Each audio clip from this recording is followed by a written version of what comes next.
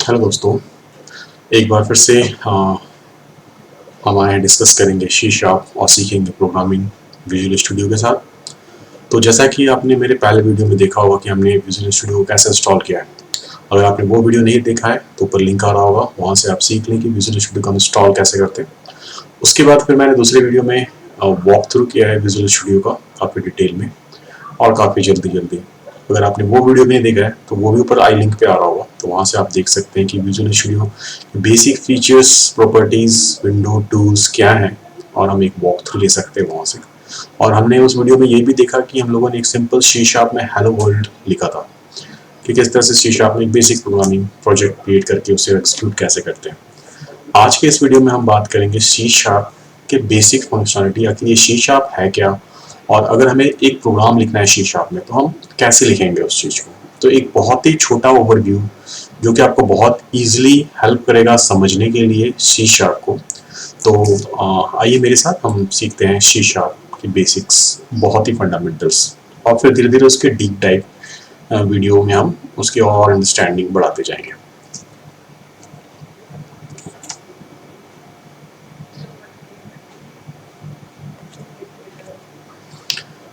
तो introduce C sharp. तो C sharp जो कि हम इसे प्रोनाउंस करते हैं, आप देख रहे हो कि यहाँ पे हमने लिखा है कि प्रोनाउंस है सी शार्प। मतलब हम सी शार्प एक प्रोग्रामिंग लैंग्वेज है, is a modern object oriented and type safe programming language. Object oriented जैसे आपको पता होगा कि जिसमें बेसिकली वैसे लैंग्वेज है जिसमें सारा कुछ कंसिडरिंग ऑब्जेक्ट के अराउंड ही हम चीज़ों को क्रिएट करते हैं। जैसे अगर हमें एक प्रोग्रामिंग लिखनी है तो हम उसमें ऑब्जेक्ट क्रिएट करेंगे और ऑब्जेक्ट के बेसिस पे हम सारे के सारे अपने बिजनेस लॉजिक या फंडामेंटल लॉजिक्स या प्रोसेसिंग जो भी हो हम उसको क्रिएट करते हैं। टाइप सेफ मतलब ये टाइप सेफ इसलिए है कि हम उसमें टाइप डिफाइन करते हैं कि कौन से प्रोग्रामिंग इसमें कौन सा वेरिएबल्स कौन से टाइप का होगा। तो वो थोड़ा सेफ्टी कंसर्न्स उसमें इजिली वो में हमें हमें इस पे हैंडल करने की जरूरत नहीं है, वो सी शार्प खुद इंटरनली उसे हैंडल कर लेता है। तो ये एक बहुत ही ऑब्जेक्ट ओरिएंटेड और टाइप सेफ प्रोग्रामिंग लैंग्वेज है। और इसका जो रूट है it's in the C family. मतलब सी फैमिली जो है वो एक काफ़ी इंपॉर्टेंट फैमिली है प्रोग्रामिंग की। जो सबसे पहली फैमिली प्रोग्रामिंग की शुरू हुई थी तो उनमें से एक है सी, और उसका ही एडवांस वर्जन मूव होता होता C C plus plus Java JavaScript तक पहुंचा है। तो जैसे आप देखोगे सी है, सी के बाद फिर हमारे पास सी प्लस आए, उसके साथ में ये सारी ऑब्जेक्ट ओरिएंटेड लैंग्वेज थी। और इसके आगे जा जाके उनमें से एक एडवांस में हमारे पास सी शार्प प्रोग्रामिंग लैंग्वेज आ गई। तो ये उसकी फैमिली का एक हुआ। और सी शार्प हमें बहुत सारे रोबस्ट और ड्यूरेबल एप्लीकेशन बनाने के लिए देता है। जैसे कि इसमें बहुत सारे फीचर्स हैं, जैसे गार्बेज कलेक्शन एक बहुत बड़ी चीज़ है। गार्बेज कलेक्शन इज लाइक हमें मेमोरी मैनेजमेंट पे कोई फोकस नहीं करना है, सी शार्प उसे खुद हैंडल करता है, डॉट नेट उसे खुद हैंडल करता है। तो ये सारे फीचर्स हमें इनबिल्ट मिल जाते हैं। लैम्डा एक्सप्रेशंस, पावरफुल एक्सप्रेशंस हैं, एक्सेप्शन हैंडलिंग, एसिंक्रोनस प्रोग्रामिंग मतलब मल्टी थ्रेडिंग प्रोग्रामिंग, एक प्रोग्रामिंग आ जाए मल्टीपल थ्रेड्स हमारे स्टार्ट हो जाते हैं और हमें उसे मैनुअली हैंडल करने की जरूरत नहीं। बहुत ईजिली असिंक अवेट कीवर्ड जैसे टूल्स हमारे पास हैं जिसको जस्ट यूज करके हम पूरी की पूरी असिंक्रोनस प्रोग्रामिंग कर सकते हैं। Link you language integrated query है, ये भी एक बहुत अच्छा फीचर है। और इसके अलावा many many many more features आपको सी शार्प में मिल जाएंगे। तो सी शार्प एक बहुत ही बेहतरीन प्रोग्रामिंग लैंग्वेज है। अगर आप इसमें शुरू करना चाहो तो आपको एक बहुत पावरफुल इसमें कंसोल एप्लीकेशंस आप बना सकते हो, वेब एप्लीकेशंस बना सकते हो, फिर इसमें आप एज्योर के एप्लीकेशन क्रिएट कर सकते हो, आईओटी बना सकते हो, एआई, गेम्स, एंड्रॉयड एप्लीकेशंस ज़ैमरीन के थ्रू। ऐसे बहुत सारे चीज़ें हैं जो हम सी शार्प को सीखते हुए कर सकते हैं। तो एक सी शार्प बहुत ही अच्छी शुरुआत हो सकती है अगर आप कोई भी एक लैंग्वेज को शुरू करना चाह रहे हो, और इसकी मार्केट में काफ़ी डिमांड भी है। आगे चलते हैं। अब है हमने देखा कि सी शार्प तो एक प्रोग्रामिंग लैंग्वेज हो गई, बट हम लोगों ने फ्रेमवर्क डॉट नेट यूज़ किया था और उसमें फिर जाके हम लोगों ने देखा था कि किस तरह से हमने एक प्रोग्राम को एक्सिक्यूट किया, उससे कंसोल विंडो में हमें हेलो वर्ल्ड लिख के आया था। तो वो जो प्रोसेसिंग होती है, अगर देखोगे आप पहला स्टेप्स यहाँ पर हमारा पहला स्टेप्स वो ये है कि हमने अपना कोड सी शार्प में लिखा। ये पहला स्टेप्स हो गया हमारा। स्टेप्स 1 हमने अपने कोड्स को लिखा यहाँ पे कि कंसोल डॉट राइट लाइन, और यहाँ पे हम लोगों ने उसमें मेथड्स लिखे। ठीक है, एक सिंपल सी शार्प के कुछ प्रोग्राम्स में हमने उसका कोड लिखा। अब उसके बाद क्या होता है कि हर लैंग्वेज जैसे कि डॉटनेट जो है वो मल्टीपल लैंग्वेज को सपोर्ट करता है। जैसे कि मेरे पास अगर ये डॉटनेट लैंग्वेज है तो ये सी शार्प, एप शार्प, देख रहे हो, विजुअल बेसिक्स, राइट, वीबी, बहुत सारे लैंग्वेजेस को सपोर्ट करता है। तो हर लैंग्वेज का अपना स्पेसिफिक कंपाइलर है। अगर मैंने सी शार्प पे कोड लिखा है तो वो सी शार्प कंपाइलर से एग्जीक्यूट मतलब कंपाइल होगा। अगर मैंने अपना कोड एफ शार्प में लिखा है तो एफ शार्प कंपाइलर इसको कंपाइल करेगा। और कंपाइलर एक बीच की एक चीज़ है। बेसिकली उसका पर्पस क्या होता है कि ये जो सी शार्प का कोड है ये हमने हाई लेवल लैंग्वेज में लिखे रहते हैं, मतलब हम इसे रीड कर सकते हैं। कंसोल डॉट राइट, राइट एक हम समझते हैं राइट मतलब लिखना। ऐसे बहुत सारे कीवर्ड्स हैं, जैसे हमारे पास फॉर ईच होता है, हम जानते हैं फॉर ईच एक इंग्लिश वर्ड है। हम वेरिएबल डिफाइन करते हैं अपनी लैंग्वेज में, फॉर एग्जांपल वेर नेम। तो ये सारे हाई लैंग्वेज की प्रॉपर्टीज है। तो हम जो प्रोग्रामिंग लिख रहे हैं, अगर आप देखोगे हम जो प्रोग्रामिंग लिख रहे हैं वो सी शार्प में लिख रहे हैं, उसको कंपाइलर फिर पिक्चर में आता है और ये कंपाइलर उसे इंटरमीडिएट लैंग्वेज में कन्वर्ट करता है यहाँ से। अब ये कॉमन इंटरमीडिएट ऐसी लैंग्वेज है कि वो प्लेटफॉर्म इंडिपेंडेंट होता है। मतलब यहाँ पर ये आपका प्लेटफॉर्म इंडिपेंडेंट हो गया। मतलब इसमें अब ये कॉमन लैंग्वेज है, मतलब एफ शार्प कंपाइल होके भी कॉमन लैंग्वेज कन्वर्ट हो रहा है, वीबी भी कन्वर्ट होके कॉमन लैंग्वेज में हो रहा है। और हमारा जो सबसे इम्पोर्टेंट डॉटनेट आर्किटेक्चर में आता है वो है CLR, common language run time. This is very very important. ये बहुत ज़्यादा इंटरव्यू में क्वेश्चन भी रहते हैं इसके ऊपर, और ये सबसे इम्पोर्टेंट पॉइंट है डॉटनेट आर्किटेक्चर का। तो CLR कॉमन इंटरमीडिएट लैंग्वेज को रीड करता है और उसे मशीन कोड मतलब ये जो है बाइनरी, मशीन सिर्फ बाइनरी 0 और 1 ये दो नंबर ही समझती है। ऑन ऑफ, ये ऑन और ये ऑफ, बस इसमें इनके कम्युनिकेशन होते हैं। तो ये CLR इस इंटरमीडिएट लैंग्वेज को रीड करता है और उसे मशीन लैंग्वेज। ये एक अपने आप में एक बहुत ही कॉम्प्लेक्स सब्जेक्ट है। इस पर मैं एक और डिटेल वीडियो बनाऊंगा जब मैं सिर्फ CLR, CIL, मशीन कोड इनकी बात करूंगा।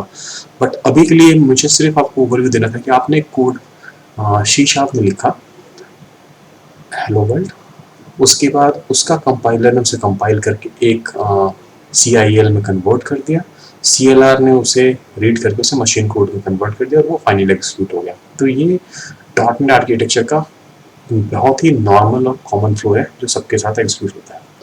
ठीक है, अभी डॉटनेट कंपोनेंट्स के जो दो मेजर कंपोनेंट्स आते हैं डॉटनेट फ्रेमवर्क में, एक वो है कॉमन लैंग्वेज रन टाइम जिसकी हम लोगों ने अभी बात की, और दूसरा क्लास लाइब्रेरी। अब ये होती क्या चीज़ है?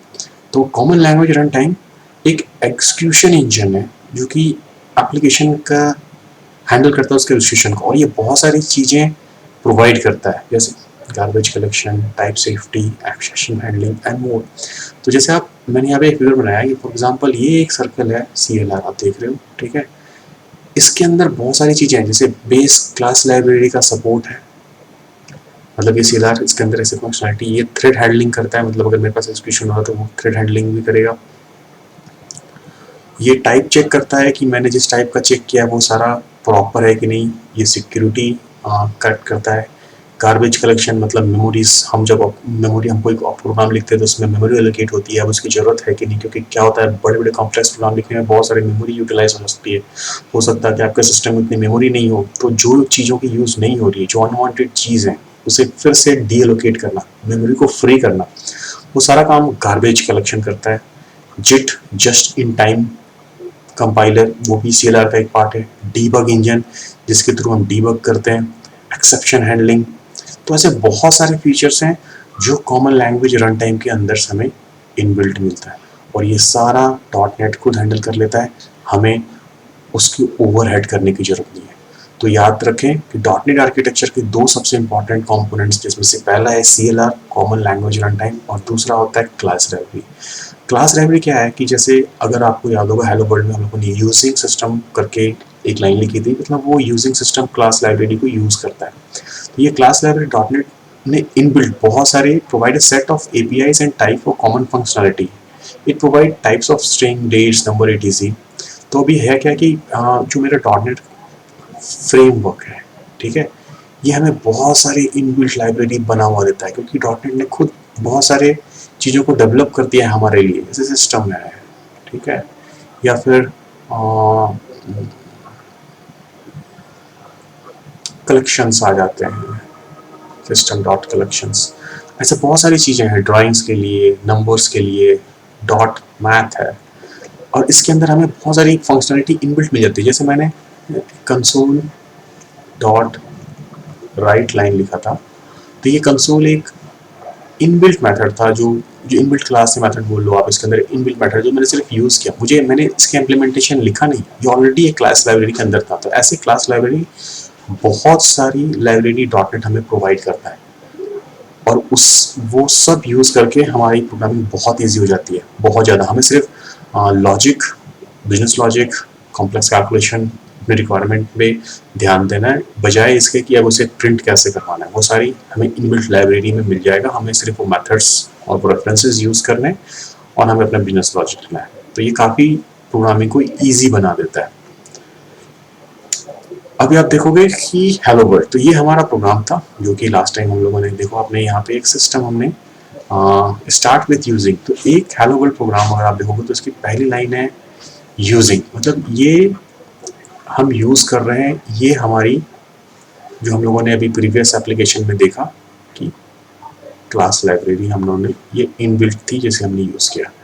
ये हमारा टाइप, टाइप बहुत तरह के होते हैं, जैसे टाइप फॉर एग्जांपल हमारे पास टाइप क्लास एक टाइप है, ठीक है, फिर हमारे पास स्ट्रक्चर एक टाइप है, इंटरफेस एक टाइप है, तो ऐसे बहुत सारे टाइप है। तो यहाँ पे क्लास हमारे पास एक टाइप, हम क्लास डिफाइन कर रहे हैं जिसके अंदर इसके मेंबर्स लिखे हैं हमने, मेन मेंबर्स, और कुछ मेथड्स कॉल किए, कंसोल डॉट राइट। तो आप हेलो वर्ल्ड, मैं थोड़ा सा ओवरव्यू देने की कोशिश कर रहा हूँ, अगर आपको अभी समझ में नहीं आ रहा है कोई प्रॉब्लम नहीं है, क्योंकि ये बहुत ही नोन है, क्योंकि ये फर्स्ट टाइम है, इन चीज़ों को समझने में थोड़ा सा टाइम जरूर लग जाएगा, बट ये टफ नहीं है। जैसे जैसे आप प्रोग्राम बनाओगे, जैसे जैसे आप इनको यूज़ करोगे, तो आप समझ जाओगे कि बेसिकली इनका पर्पस क्या है और ये किस लिए बनाए गए। तो अभी जैसे हम लोगों ने एक सिंपल प्रोग्राम लिखा था, तो एक प्रोग्राम के अंदर क्या क्या चीज़ें आती हैं, मैं यहाँ पे उस चीज़ को डिस्कस करने की कोशिश कर रहा हूँ। अब देखोगे कि ये स्टार्ट हुआ है यूजिंग, मतलब हम स्टार्ट, कोई भी प्रोग्राम लिखो आप सी शार्प में, सबसे पहले सेट ऑफ यूजिंग्स यहाँ पे रहेंगे कि आपको कौन कौन सी लाइब्रेरी यूज़ करनी है। बहुत सारे इंटेलिजेंस ऑटोमेटिकली ये यूजिंग्स हमारे लिए इंक्लूड कर देते हैं, जब हम कुछ लिखने जाते हैं तो ऑटोमेटिकली डिफॉल्ट यूजिंग ऑटोमेटिकली आ जाते हैं। तो ये पहला पार्ट होता है कि हमें कौन कौन सी लाइब्रेरी यूज़ करके अपनी प्रोग्राम लिखनी है। फिर हम डिफाइन करते हैं कि हमें कौन सा टाइप डिफाइन करने से हम क्लास बना रहे हैं, तो यहाँ पे हमने क्लास कीवर्ड यूज़ करके हेलो लिखा है कि हेलो एक क्लास का नाम होगा। इसके अंदर हम कौन कौन से मेंबर डिफाइन करेंगे, हो सकता है इसकी कुछ प्रॉपर्टी मुझे आगे वाले कॉम्प्लेक्स प्रोग्राम में हम देखेंगे, बट यहाँ पे सिर्फ एक मेन मेथड है, तो एक सिंपल एक सिंगल मेंबर है इसके पास मेन मेथड का, और फिर उसके अंदर मेथड्स होते हैं। तो ये एक स्केलेटन है, ये एक स्केलेटन है किसी भी सी शार्प प्रोग्राम का, कि आप पहले उसके यूजिंग्स डिफाइन करते हो, ठीक है, उसके बाद जैसे आप देखो program as a single member method name main, उसके अंदर उसके बाद उसके टाइप्स डिफाइन करते हो, उसके बाद आप उसके मेंबर्स, और लास्ट में आप मेथड्स डिफाइन करके उसको एक्सक्यूट करते हो। तो और output is produce by right line, ये राइट लाइन एक मेथड है ऑफ कंसोल क्लास। अगर आप देखोगे तो ये क्या है, ये कंसोल एक कोई दूसरा क्लास है, और ये क्लास इस सिस्टम लाइब्रेरी के अंदर पड़ा हुआ है। मैंने ये क्लास यूज़ किया है, बट मैंने ये क्लास लिखा नहीं है, मैंने हेलो क्लास लिखा है। तो ये क्लास अगर मुझे यूज़ करना है तो मैंने ये सिस्टम यूज़ कर लिया है, क्योंकि इसके अंदर का कंसोल एक क्लास है और ये एक मेथड है जो हेलो वर्ल्ड को प्रिंट करता है। तो बिना कुछ किए ये क्लास भी मैंने इनबिल्ट लाइब्रेरी की यूज़ कर ली, ये मेथड उसके अंदर अवेलेबल था और मैंने अपनी बिजनेस लॉजिक एक्सक्यूट कर दिया। तो इस तरह से कुछ behind the scene hello world काम कर रहा है। तो हम लोगों ने, और इसके बाद हम लोगों ने बात की थी टाइप्स ऑफ वेरिएबल्स। जैसे आप देखोगे यहाँ पे तो हम लोगों ने टाइप्स की बात की है। तो टाइप्स ऑफ वेरिएबल्स एक बहुत मोस्ट कॉमन चीज़ है डॉट नेट की, जो कि काफ़ी ज़्यादा यूज़ होते हैं।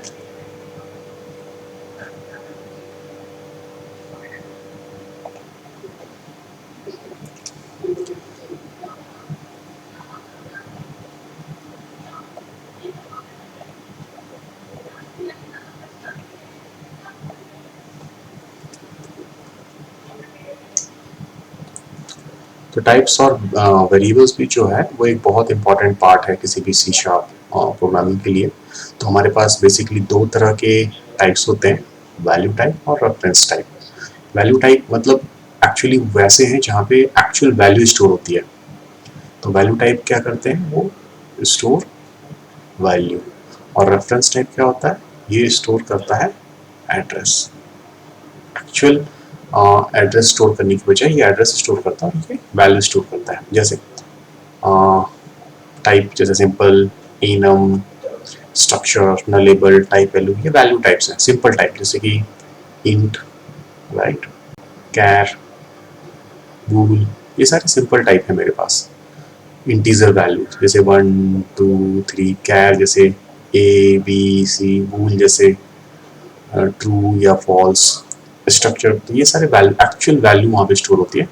रेफरेंस टाइप जैसे क्लास हो गए, जैसे हम लोगों ने अभी हेलो क्लास देखा था, वो एक रेफरेंस टाइप था। इंटरफेस हम आगे बात करेंगे, एरे, डेलीगेट, तो ये रेफरेंस टाइप के बेसिकली टाइप है। तो ये टाइप्स ऑफ वेरिएबल्स होते हैं, इसको थोड़ा सा समझने की कोशिश करें, क्योंकि हम बहुत सारे वैल्यू आगे जब प्रोग्राम लिखेंगे तो हमें जरूरत पड़ेगी, क्योंकि हमें स्टोर करना होता है वैल्यू को। और हम उसमें दो टाइप्स यूज करके स्टोर करते हैं, या तो वैल्यू टाइप डिफाइन करके या रेफरेंस टाइप डिफाइन करके। ये एक बहुत अच्छा इंटरव्यू क्वेश्चन भी है अगर देखोगे सी शार्प में। तो ये कुछ हमारे पास जैसे सिंपल मैंने बताया था कि ये सारे इंटीजर, लॉन्ग, कैर, डबल, डेसिमल, ये सारे सिंपल टाइप में आ जाते हैं। फिर आपके पास इनम आ जाते हैं, वो भी वैल्यू टाइप में आते हैं। स्ट्रक्ट टाइप अगर हम स्ट्रक्चर डिफाइन करते हैं तो वो भी वैल्यू टाइप में आते हैं। नलेबल टाइप वो वैल्यू टाइप में आते हैं। टपल, मल्टीपल वैल्यू, वो भी वैल्यू टाइप में आते हैं। रेफरेंस टाइप क्लास, जब हम कोई क्लास डिफाइन करते हैं, इंटरफेस, एरे या डेलीगेट्स, तो ये सारे आपके रेफरेंस टाइप में आ जाते हैं। और अब देखेंगे कि प्रोग्राम का स्ट्रक्चर कैसे हम डिफाइन करते हैं। तो हम लोगों ने जो पहला प्रोग्राम देखा था जिसमें हम लोगों ने हेलो वर्ल्ड लिखा था, उसमें याद होगा अगर आपको, तो हमने कुछ इस तरह का प्रोग्राम लिखा था कि सबसे स्टार्ट में हमारा यूजिंग था सिस्टम, और उसके बाद फिर हमने क्लास यूज़ किया था, क्लास हेलो, और इसके अंदर मेरे मेथड थे, for example console dot right line, और इसके अंदर एक आउटपुट मैंने प्रिंट किया था। ये सिंपल सा था। तो आप देखोगे कि जो प्रोग्राम है, ठीक है, वो कलेक्शन ऑफ नेम स्पेस है। अभी मैंने यहाँ पे नेम स्पेस यूज नहीं किया, मैं एक नेम स्पेस भी यूज कर सकता था, नेम स्पेस हेलो। नेम अभी जस्ट कंसिडर सिनेरियो कि आपके पास बहुत सारे क्लासेस हो, तो उनको एक इन्वेलप के अंदर रखना, वो बेसिकली नेम स्पेस कहलाता है। It's nothing but A collections of types. Types क्या क्या हो सकते हैं, क्लास, स्ट्रक्चर, इंटरफेस, और हर एक क्लास के अंदर can have fields, members, properties, events, ये सारी चीजें एक क्लास के अंदर हो सकती है, एक स्ट्रक्चर के अंदर हो सकती है, इंटरफेस के अंदर हो सकती है, ठीक है। तो इनका कलेक्शन कहलाता है क्लास। मल्टीपल टाइप का कलेक्शंस कहलाता है नेम स्पेस, और मल्टीपल नेम स्पेस का कलेक्शन बनता है एक प्रोग्राम।